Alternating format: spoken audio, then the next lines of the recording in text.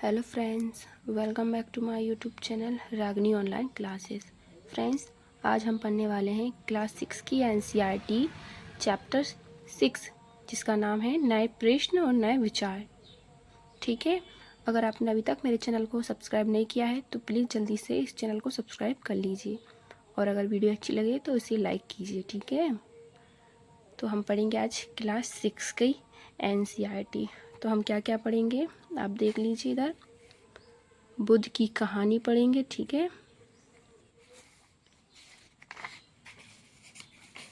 इधर की साइड पढ़ेंगे उपनिषद, षड दर्शन के बारे में पढ़ेंगे। ऊपर जैन धर्म के बारे में पढ़ेंगे। पाणिनि के बारे में पढ़ेंगे। जैन क्या होता है, संघ क्या होता है। इधर पढ़ेंगे बिहार के बारे में। ठीक है, लास्ट में पढ़ेंगे आश्रम व्यवस्था। तो चलिए मैं आपको एक बार नोट्स दिखा देती हूँ। इधर की साइड्स ये है 6 क्लास के नोट्स। ठीक है, तो चलिए स्टार्ट करते हैं।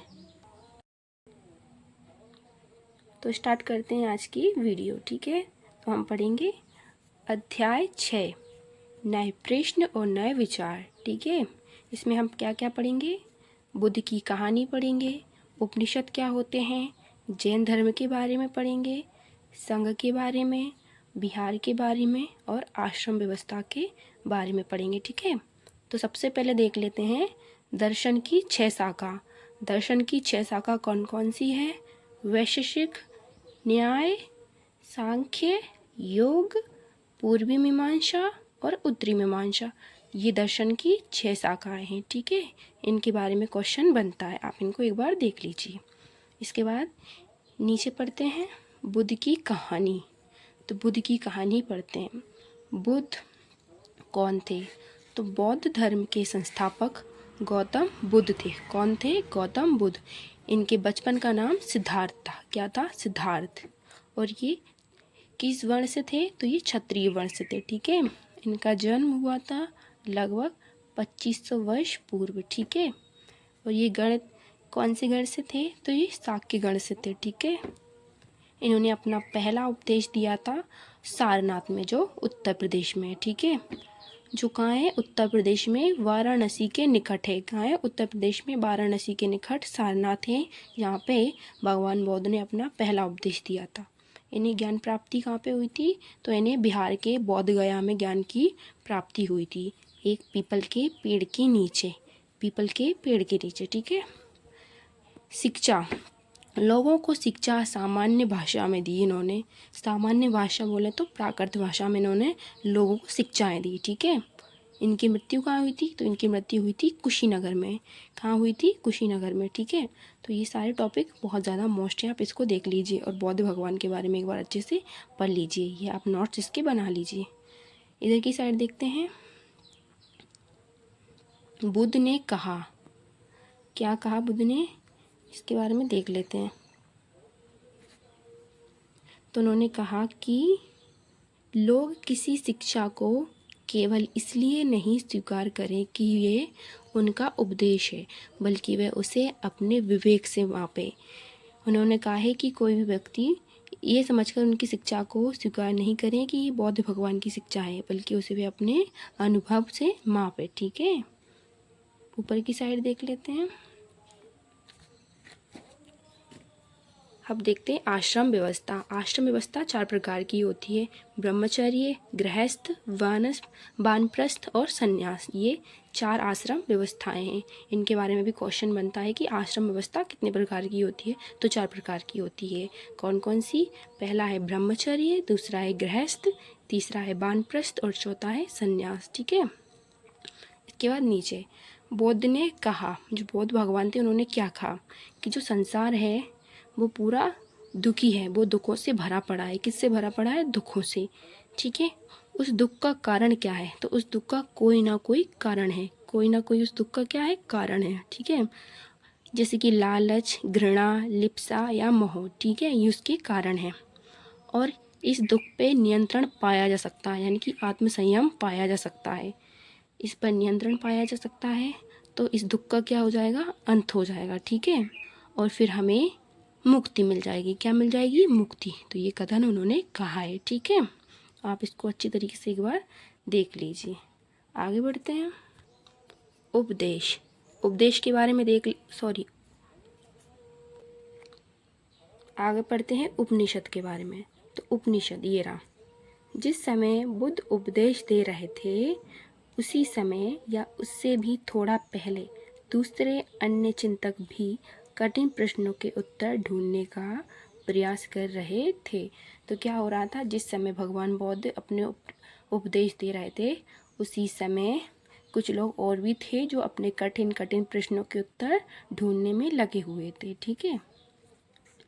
इसके अलावा ये क्या कौन से प्रश्न ढूंढ रहे थे, तो यज्ञ और अनुष्ठान का महत्व क्या होता है, मृत्यु के बाद जीवन होता है कि नहीं होता है, आत्मा और ब्रह्मा एक ही हैं या नहीं, इन प्रश्नों के उत्तर व्यक्ति ढूंढ रहे थे, ठीक है। इसके बाद नीचे उपनिषद उत्तर वैदिक ग्रंथों का हिस्सा थे। उपनिषद का शाब्दिक अर्थ है गुरु के समीप बैठना। तो ये क्वेश्चन बहुत बार पूछा जाता है कि उपनिषद का शाब्दिक अर्थ क्या है। तो उपनिषद का शाब्दिक अर्थ है गुरु के समीप बैठना, ठीक है। इधर देखते हैं। उपनिषद के कई विचारकों का विकास बाद में प्रसिद्ध विचारक शंकराचार्य के द्वारा किया गया है। तो प्रसिद्ध उपनिषद के विचारक कौन थे, शंकराचार्य थे, ठीक है। इसके बाद नीचे देख लेते हैं। भारतीय दर्शन की 6 पद्धति, जिसको षड दर्शन के नाम से भी जाना जाता है। भारतीय दर्शन है उसकी 6 पद्धतियाँ हैं जिनको षड दर्शन के नाम से जाना जाता है, ठीक है। तो सदियों से भारत द्वारा सत्य की बौद्धिक खोज का प्रतिनिधित्व दर्शन की 6 शाखाओं ने किया है, ठीक है। और ये 6 शाखाएं कौन कौन सी हैं, तो पहली है वैशेषिक दर्शन, जिसके ऋषि हैं कणाद ऋषि, ठीक है। दूसरा है न्याय दर्शन, जिसे गौतम ऋषि ने लिखा है। सांख्य दर्शन कपिल ऋषि ने। योग दर्शन पतंजलि ने। और पूर्वी मीमांसा जैमिनी ऋषि ने। उत्तरी मीमांसा व्यास ऋषि ने, ठीक है। तो इन 6 ऋषियों के नाम और इनके दर्शनों को आप अच्छे से याद कर लेना, ठीक है।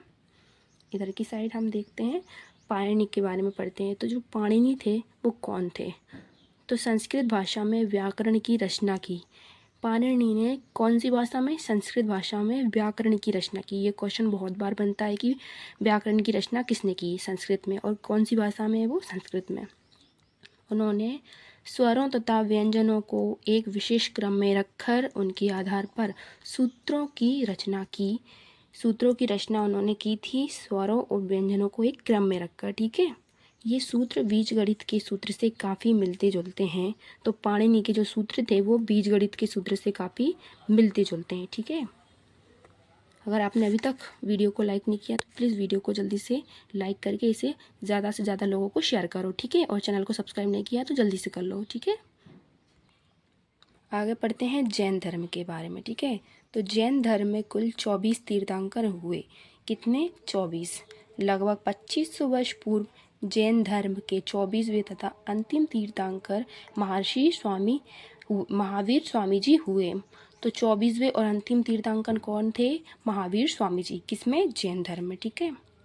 इनके बचपन का नाम वर्धमान था। ये बज्जी कुल की संघ के लिच्छवी कुल की एक क्षत्रिय राजकुमार थे। तो ये लिच्छवी कुल के एक क्षत्रिय राजकुमार थे, कौन, महर्षि महावीर स्वामी जी, ठीक है। और इनके बचपन का नाम पूछा जाता है कि महावीर स्वामी जी के बचपन का नाम क्या था, तो उनके बचपन का नाम था वर्धमान, ठीक है।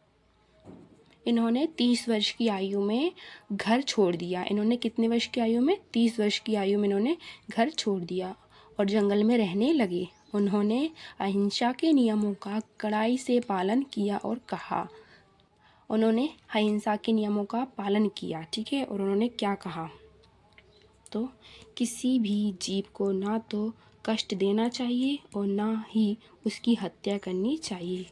ये किसने कहा, महावीर स्वामी जी ने कहा, ठीक है। महावीर जी ने अपनी शिक्षा प्राकृत भाषा में दी। तो महावीर स्वामी जी ने अपनी भाषा कौन सी अपनी शिक्षा कौन सी भाषा में दी? प्राकृत भाषा में दी, ठीक है। मगध में बोली जाने वाली प्राकृत भाषा मगधी कहलाती थी। मगध में जो भाषा बोली जाती थी प्राकृत, उसको मगधी भाषा कहा जाता है, ठीक है। जिन का अर्थ होता है विजेता, और जहाँ यहाँ पे महावीर स्वामी जी के लिए जिन शब्द का प्रयोग किया गया है। तो पूछा जाता है कि जिन का अर्थ क्या होता है, तो जिन का अर्थ होता है विजेता, ठीक है।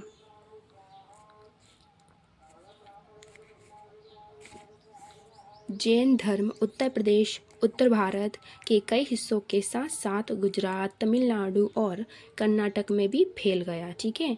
तो ये तमिलनाडु, गुजरात, उत्तर प्रदेश और उत्तर भारत में व्यापक रूप से फैला था। कौन? जैन धर्म, ठीक है।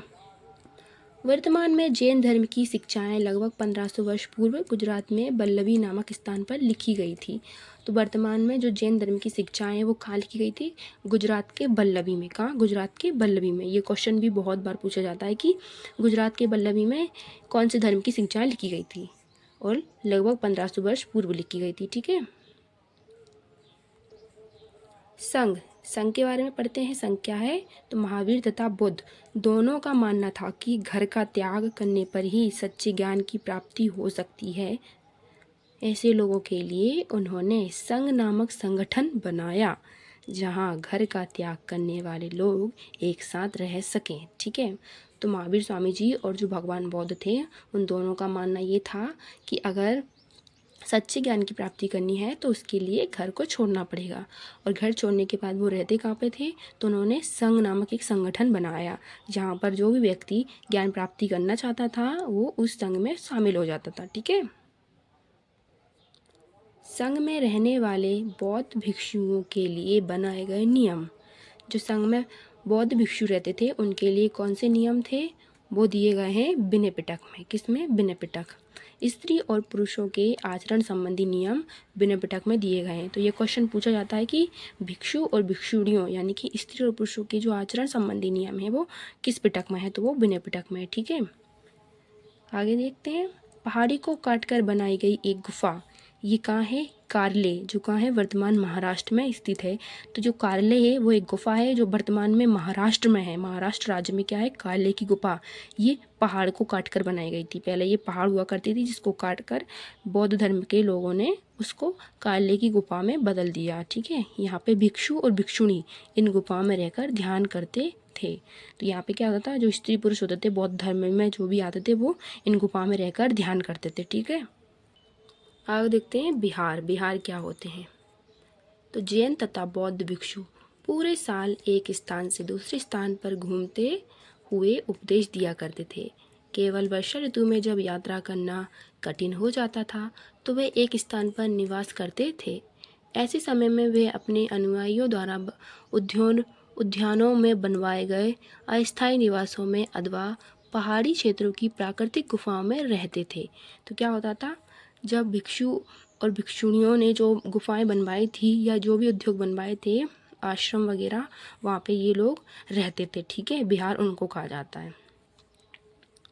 नीचे जैसे जैसे समय बीतता गया भिक्षु भिक्षुणियों ने स्वयं तथा उनके समर्थकों ने अधिक स्थायी शरण स्थलों की आवश्यकता का अनुभव किया। तब कई शरण स्थल बनाए गए जिन्हें विहार कहा गया।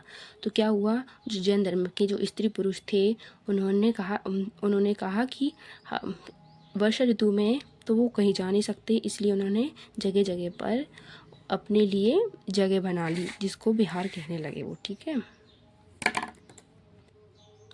आरंभिक विहार लकड़ी के बनाए गए तथा बाद में इनके निर्माण में ईंटों का प्रयोग होने लगा। पश्चिम भारत में विशेषकर कुछ विहार पहाड़ियों को खोदकर बनाए गए थे। तो सबसे पहले प्रारंभ में जब विहार बनने लगे थे तो उस टाइम पे वो लकड़ी के बनाए जाते थे, लेकिन बाद में धीरे धीरे विहारों का निर्माण बढ़ा तो उन्होंने ईंटों का प्रयोग होने लगा, जो पक्की ईंट होती थी, ठीक है। और पश्चिम भारत में विशेषकर कुछ विहार पहाड़ियों को खोद कर बनाए जाते थे। कहाँ पर? पश्चिम भारत में पहाड़ियों को खोद कर विहार बनाए जाते थे, ठीक है। अगर आपने अभी तक मेरी वीडियो को अपने फ्रेंड्स को शेयर नहीं किया तो जल्दी से इसको शेयर कर दो और लाइक करके मुझे बताओ कि कैसी लगी वीडियो, ठीक है। तो चलिए आगे और देखते हैं। बौद्ध धर्म के ग्रंथ से ज्ञात। तो एक बौद्ध धर्म का एक ग्रंथ है, उससे क्या ज्ञात होता है? तो देखते हैं। जिस तरह महासागरों में मिलने पर नदियों की अलग अलग पहचान समाप्त हो जाती है, ठीक उसी तरह बौद्ध के अनुयायी जब भिक्षु की श्रेणी में प्रवेश करते हैं तो वे अपना वर्ण, श्रेणी और परिवार सब त्याग देते हैं। ठीक है, ये कहा गया है और इसके बारे में हमें कहाँ से पता चला है? बौद्ध ग्रंथ से पता चला है। ठीक है,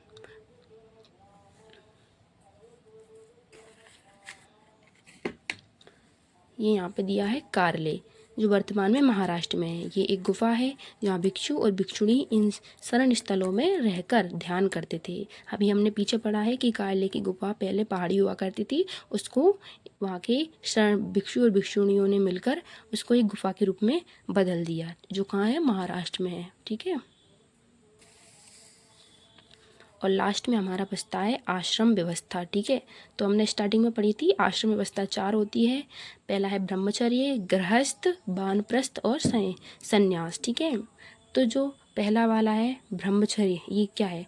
तो जो ब्राह्मण और जो क्षत्रिय होते थे, वैश्य होते थे, सादा जीवन बिताकर वेदों का अध्ययन करते थे। ठीक है, जिसको बोलते थे ब्रह्मचर्य। ठीक है, गृहस्थ क्या होता था? विवाह करना, तो विवाह करने के बाद जो बौद्ध धर्म का पालन करते थे, ठीक है, घर में रहकर, उनको बोलते थे गृहस्थ।